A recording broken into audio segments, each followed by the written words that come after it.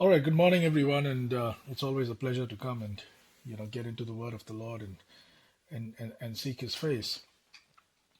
I've got pretty something very interesting today actually lined up, and I think it's going to be thought provoking. I think the idea of all of these things is, of course, to encourage in terms of we go through different things in life, and it's always important to be reminded of the goodness of God, and that's exactly what we want to make sure we get out of this. So anyways, I've got something really interesting, but before that, a sweet grandmother calls in Joseph's hospital and in a soft trembling voice asked, is it possible to speak to someone who can tell me how a patient is doing? The operator replied warmly, of course, dear. What's the name and room number of the patient? The grandmother hesitated slightly before saying, Norma Finlay, room 302. Let me check with the nurse's station for that room. Please hold on for a moment, the operator said. After a few minutes, the operator returned to the line. Good news, the nurse told me, that Norma is doing well. Her blood pressure is great, her blood work is normal, and Dr. Cohen has scheduled her to be discharged tomorrow. The grandmother sighed in relief. Thank you so much. That's wonderful. I've been so worried. God bless you for giving me such good news. With a smile, the operator asked, is Norma your daughter? The grandmother replied, no, I'm Norma Finley in room 302. No one tells me anything around here. And, it's just good news always, lifts the spirit. So I'm going to tell you something, I'm going to kind of take you through, a particular testimony of something that happened with someone and, how God came through in their lives. And I'm going to, show you how, the enemy tries to manipulate, how the enemy tries to do different things, and yet how God manages to show up and, make a difference in the lives of people. So the message is entitled, You Matter. You Matter. So Omar was born in Sana'a, the capital of one of the main cities in Yemen, and he was born in a happy family with a sister younger than him. His father was a merchant in the city, and his mother created a happy atmosphere. Omar had some very fond memories growing up in a happy home.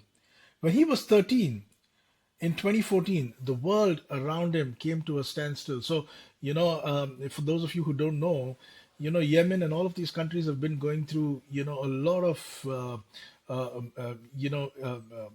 issues with respect to, they're war-stricken countries. And, Yemen has been there, Syria has been there, and all of those Middle Eastern countries. And some of the things that they go through is extremely, extremely, horrible.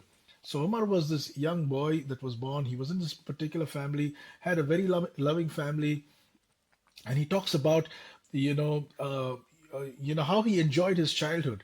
His they were very attached. He had a little sister that was so much more younger, and they were, very attached. The father would take him to the marketplace. They would go to the marketplace.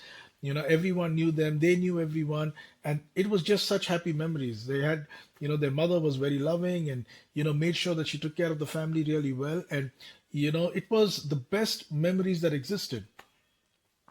And then all of a sudden, it says in 2000 when he was 13 in 2014, he was 13 years old in the year 2014 when the world around him changed. The Houthi rebels are they're a radical group. As a matter of fact, they're a radical group, and they've been creating a lot of radical propaganda around the Middle East to a large extent.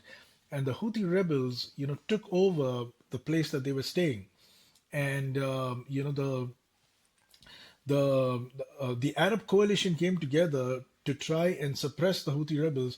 And maybe if you go through some of the West Bank things that happen on the West Bank area and some of those areas, you'll understand as to the role each of these groups play. And you can talk to me separately, and I'll probably give you an understanding if you like more information. But the Houthi rebels had taken over, and the Arab coalition wanted to suppress them. They wanted to suppress them, and they went and started, obviously shooting down, particular areas, and we're seeing a lot of that today. And the missiles came and hit this particular house, this particular area, where this young boy and his family was staying, and there was ringing, and he says that that day changed the entire life around him. The house collapsed. The house collapsed, and after the noise subsided, he was looking to see as to who was alive and who wasn't, and he noticed that his father was lying, face up, eyes staring at the ceiling, but he was dead. The mother had tried to protect the daughter. The mother, the daughter, everyone were dead, and he was all alone. And he didn't even know what he was encountering, because it was just so overwhelming. In a fraction of minutes, his whole life turned around.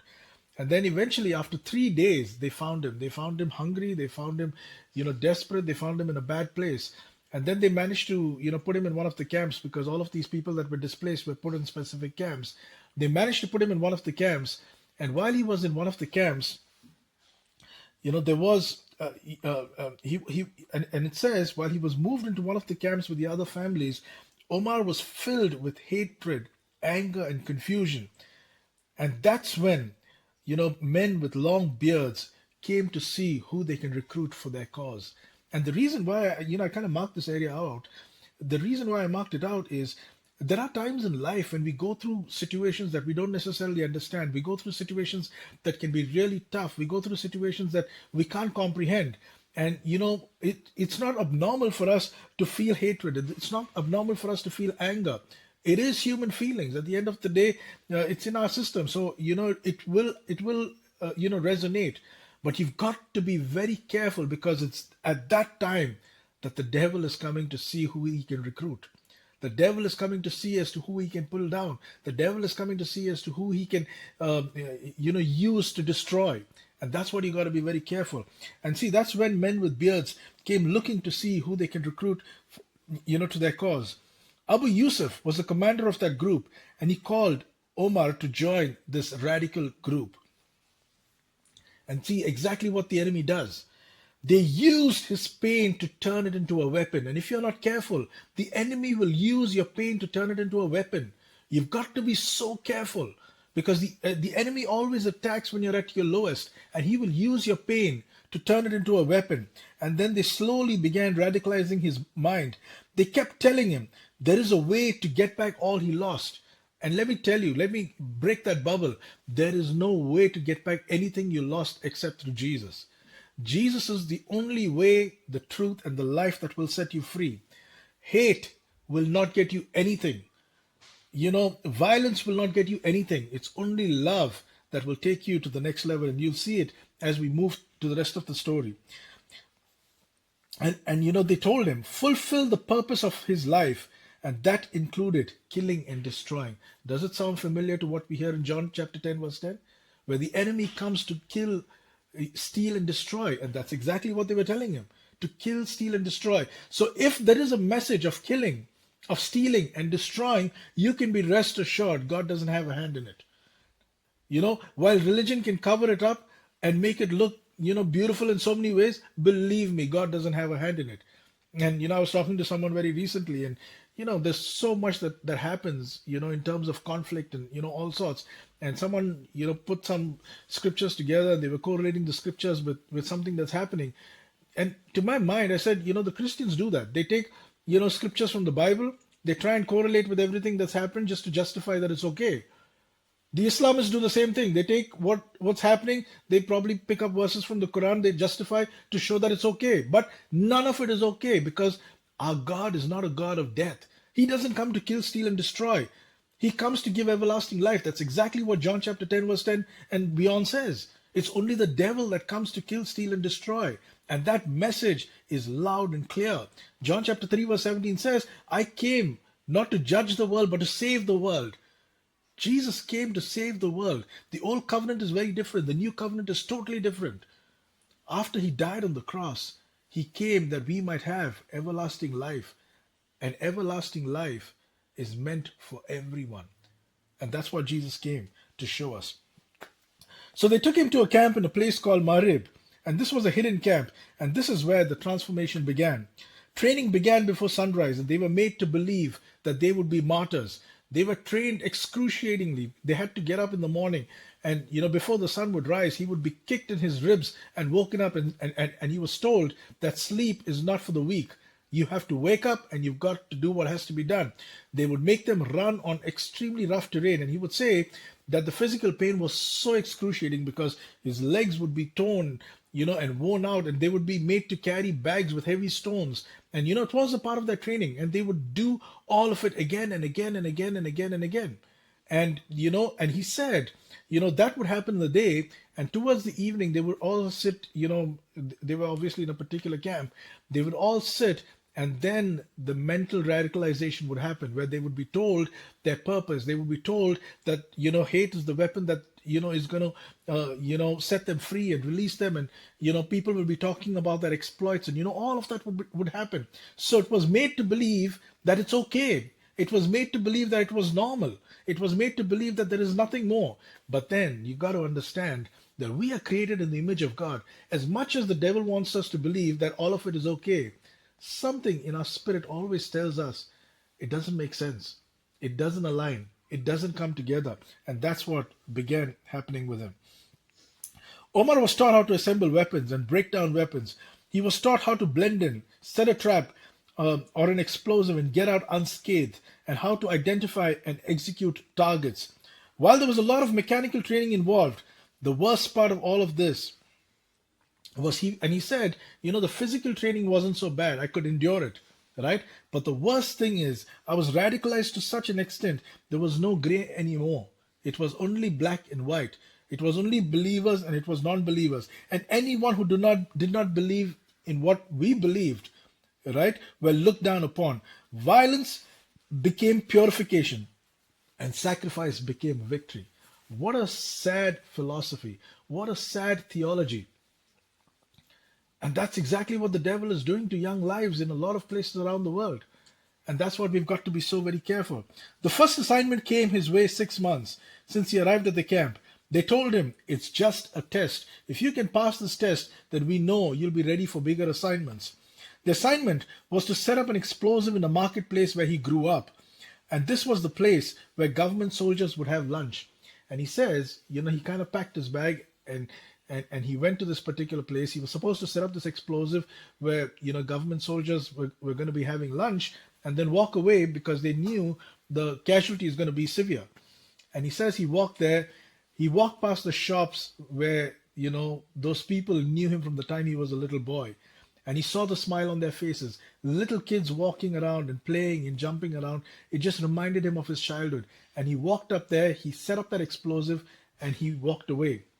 Few minutes later, the explosive detonated and people were killed all over that place. And while people were killed, there was a conflict in his spirit because for some reason something didn't sit really well. He went back, and Abu Yusuf, who was his handler, he went back and they were celebrating and they were, giving him a pat on the back and telling him you did really, really well. But for some reason, he did not find the celebration in his heart like the way, they felt it. While he was, happy that he was successful, at the same time, he felt something doesn't make sense. Now, the next mission was very, very critical. The next mission they gave him was an elderly Christian woman who lived in a neighborhood in Sana'a. They were against her as she was instrumental in leading a lot of young people to Christ. The plan was straightforward. Enter the house, set up the bomb, and leave before it can go up, and the rest will be done. She will be killed and everything with her. Now, Omar practiced every step and rehearsed the part with his instructors. He was going to play the role of a student who was lost and gain access into the house to be able to set up the device. He had studied the routine, the patterns every day for months. They studied when she was going in, when she was coming out. He knew that she would go at this particular time to buy vegetables and come back. On Wednesday afternoon, she would have visitors. This is who she would meet. They knew her routine in and out. And, they practiced it, at the back of her hands. Miriam Yusuf was 72 years old, who was a widow for the last 5 years, and would be a blessing to the young people around her, baking and feeding them. And Omar was told not to be fooled by her demeanor, as she was accused of sowing doubts in the mind of young people. The day of the attack, he was encouraged to carry out the mission. The journey was long, and he arrived in the neighborhood, and everything was as he expected. Miriam left at 9:30, walking to the marketplace. Everyone greeted her and was happy to see her, which surprised him.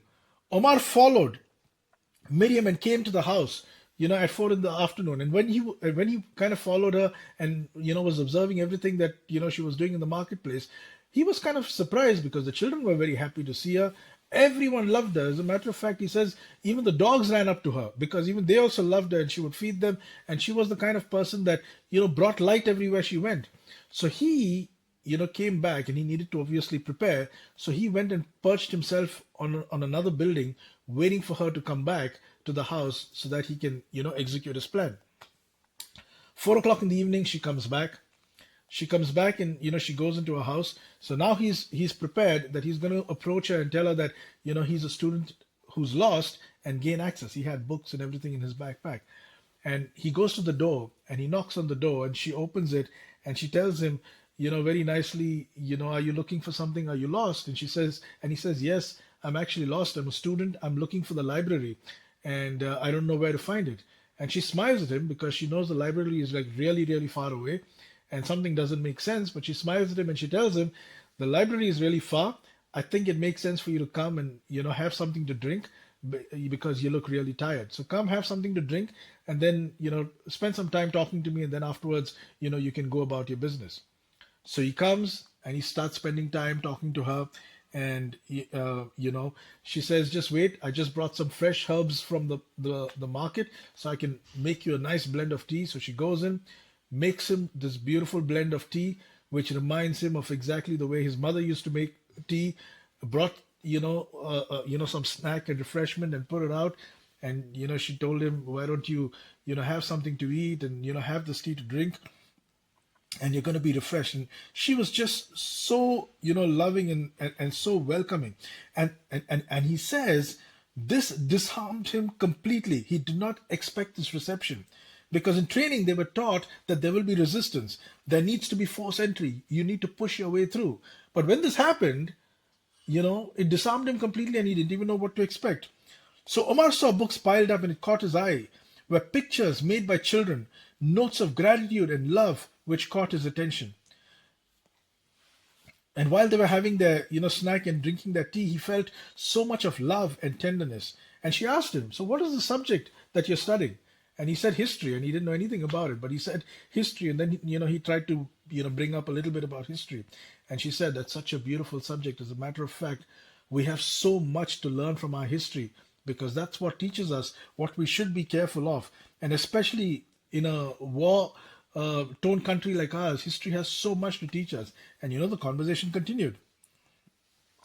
And during the conversation, she said, I see a lot of pain in your eyes, young Omar. He had never shared his name to her, but she somehow knew his name. And he was taken aback. And she told him, eyes don't lie as much as you try to hide the fact. She continued, I see this in so many young people post the war. The pain, the suffering, which turns into anger and revenge. She continued that she also lost everything once. And she told him, I lost my husband, I lost my children, I lost my grandchildren. And I felt pain. I felt anger. I wanted the world to suffer like the way I did. I wanted the world to be destroyed like the way I felt destroyed. And I was in such a dark place.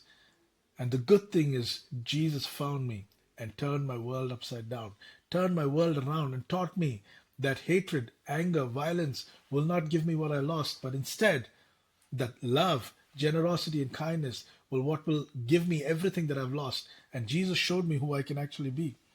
She says, Jesus found me in my darkest hour. And Jesus showed me love is more powerful than hate. And for the first time, Omar saw Jesus as a person. All this while, he was radicalized to believe that he was just a figure that meant nothing at all. There was no relevance. Omar then said, you are all unbelievers and don't have a chance at glory, because that's exactly what he was taught to believe. And she told him this, which is very interesting and I think is so apt in today's day and age. She said, the only infidel is hate and the forces causing division. It's not men and women. It's not the different systems. The only thing that causes hate and division is the only infidel we should be fighting against. That's exactly what the Bible tells us. Our battle is against, principalities, not flesh and blood.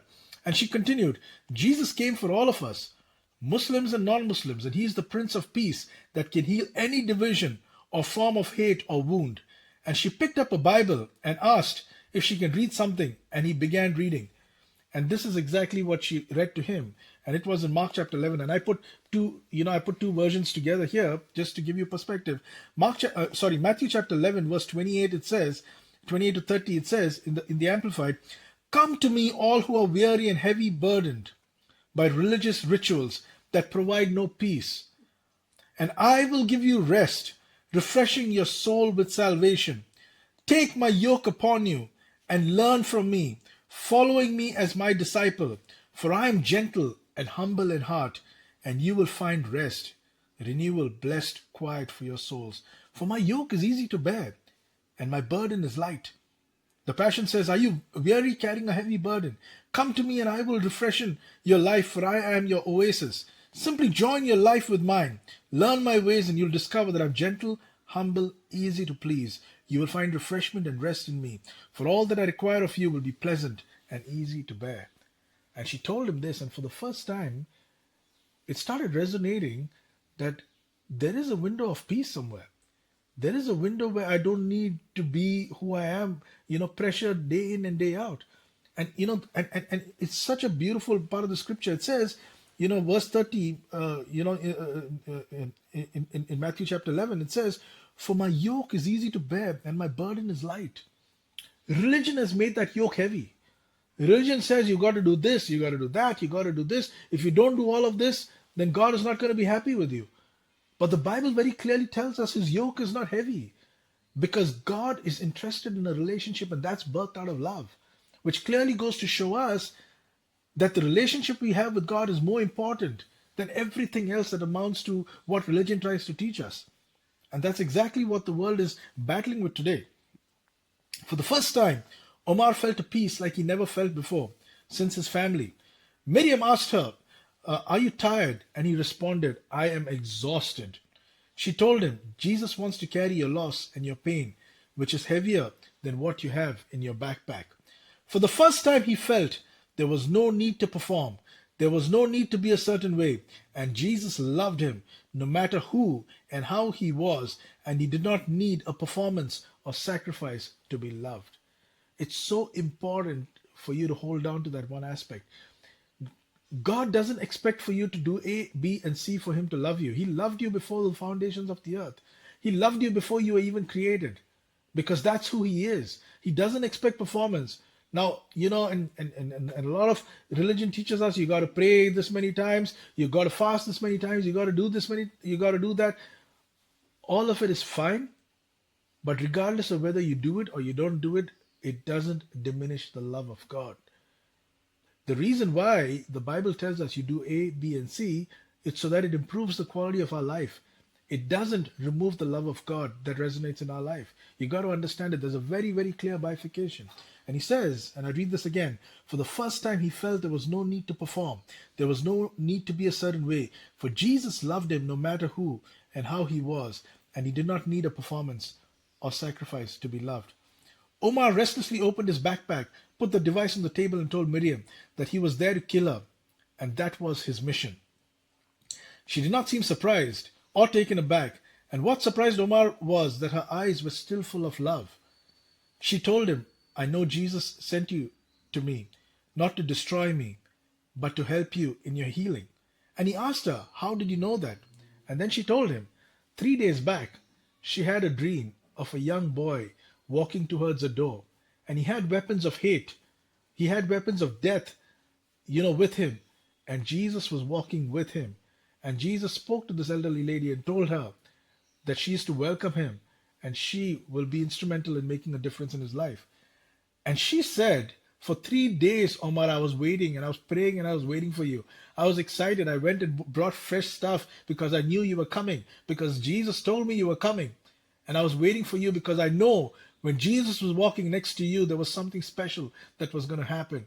And it just made him feel that small, because he just didn't even know where to put his face. He didn't even know what was going on. He was just so confused, at the same time so relieved that something special was happening, because the presence of God filled that room. And when the presence of God fills the room, something supernatural begins to happen. There was a work that automatically began happening in his heart.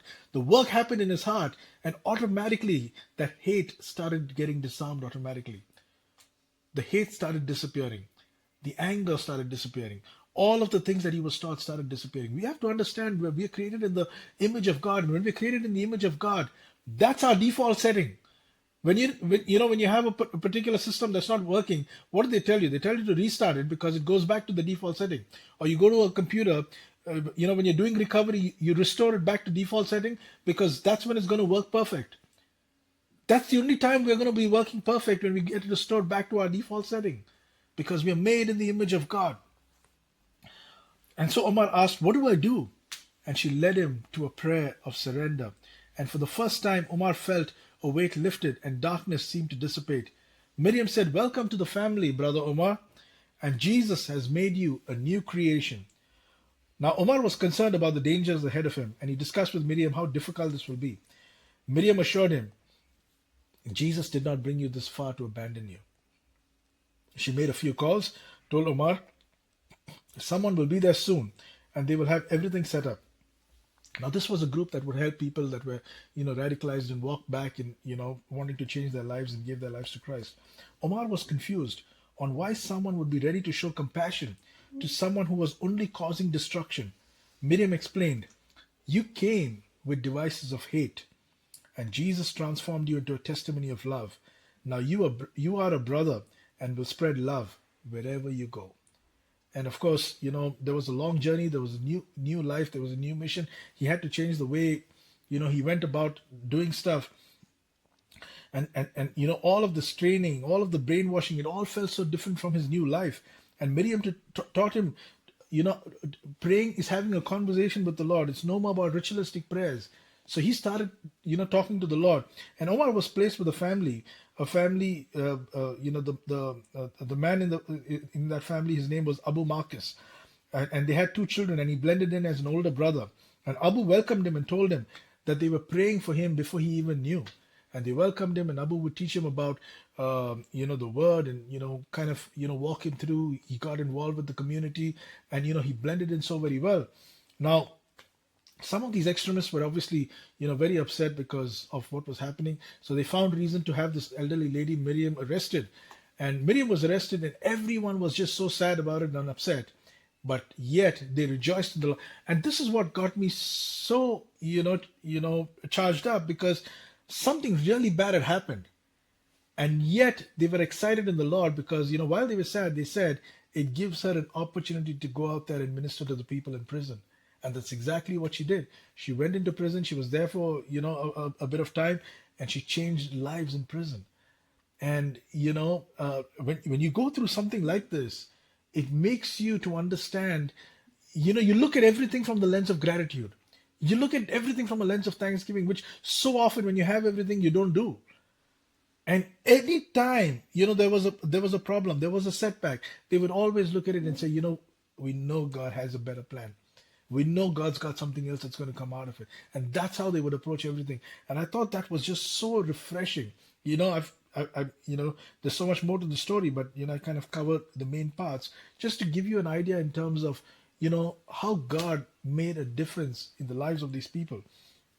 There are a couple of things that I'm going to, leave you, as a takeaway where the story was concerned, right? The first thing, point number one, Omar was filled with hatred, anger, and confusion. And that's when men with long beards came looking to see who they could recruit to their cause. You've got to be careful. Hatred, anger, confusion, that's when the devil is coming to recruit you. The devil is going to come to recruit you to cause destruction. And what happens? The devil is so cunning and selfish. You will cause the destruction, and he will leave you hanging. And you will bear the consequences of it. He walks away. So you got to be very careful. Hatred, anger, all of these things can happen. Confusion can happen. But my recommendation is run to the throne of God. Don't allow the enemy to come and take you captive. Number two, they used his pain to turn it into a weapon. A lot of times, all of us can go through different forms of pain. And I can't understand the pain you go through. You can't understand the pain I go through, because everyone is different, right? But be very careful not to allow your pain to be used as a weapon. Because if you allow pain to be used as a weapon, you will live with hatred, you will live with jealousy, you will live with envy, and you will block the blessings and the flow of the presence of God in your life. So be very careful about it. The third thing, Miriam's kindness and welcome disarmed him completely, as he did not expect this reception. That's exactly the nature of God. It doesn't matter who and what. You don't know what someone is going through, but a little kindness, a gentle word, and welcoming tone doesn't hurt in any way. You can disarm the principalities, all of the enemies of heaven, all of the of hell, all of the principalities can be disarmed by just a kind word. And the last part, what Miriam told him, which I thought was really special, Jesus found me in my darkest hour. And you could be in your darkest hour, and guess what? Jesus knows how to find you. You have to understand in Ephesians chapter 2, verse 10, it says very clearly that your destiny was put together before you were even created. So Jesus knows the purpose of your existence, and he will find you in your darkest hour. And it says, for the first time he felt there was no need to perform. There was no need to be a certain way. And Jesus loved him no matter who and how he was. And he did not need performance or sacrifice to be loved. And that's what I want to leave you with. Jesus loves you no matter who you are. He's not interested in performance. He's not interested in sacrifice. He's interested in you because you matter. Nothing else matters. You do. And then finally, I just leave you with Mark chapter 11, verse 28 to 30. It says, come to me all who are weary and heavy burdened by religious rituals that provide no peace, and I will give you rest, refreshing your soul with salvation. Take my yoke upon you and learn from me, following me as my disciple, for I am gentle and humble in heart, and you will find rest, renewal, blessed quiet for your soul, for my yoke is easy to bear and my burden is light. And that's exactly what Jesus is telling you. You could be in the most dark place, but his yoke is light and easy to bear. There is, the relationship with Jesus is the best relationship you could ever have. Believe me, I don't think any religion can come close to relationship. There is no form of religion that can come close to relationship. You could even be a Christian and be embroiled in religion where you have to do this, you have to do that, and it's only when you do this that you're going to get the blessing of God. You have to understand that God blessed you regardless. He did not bless you because he was expecting something in return. And you hear a lot of people say, and a lot of times, if you give this amount is when you're going to get blessed. If you pray these 5 steps is only when you're going to get it blessed. If you're going to do A, B, and C is only when you're going to get blessed. You have to understand you're blessed regardless. God blessed you before you were even created. The rest is all relationship. Don't do it because there's something that's going to come, because the Bible very clearly tells us our walk with him is easy. It's not a burden. It's not heavy. So if it feels heavy, if it feels there's a burden, then there is some religiosity that's attached to it, which you got to be careful of, because Jesus made this path and journey easy, and that's exactly what he's inviting you to participate in. Heavenly Father, we just thank you, Lord, for this time that you've given us such a beautiful testimony, O Lord, and you show us that you, over and over again, O God, that in our darkest hour, you never leave us. The word tells us over and over again that you never forsake us and you never pull us aside. You always stand with us, O God. You always bless us. And I pray, Master, that as we go to the speaker, Lord, Father, everyone that listens to the sound of my voice through this message, O God, Father, I pray that they will be encouraged, O Lord. They will be encouraged, O God, to know that we serve a God that's beyond what we can comprehend, O Lord, and who loves us beyond our understanding. And I pray, O Lord, that your presence will go before them and show your goodness, O God, and your faithfulness. We thank you, O Lord, for all that you do. And we thank you, O Lord, for your presence today. For we ask it all in Jesus' name. Amen.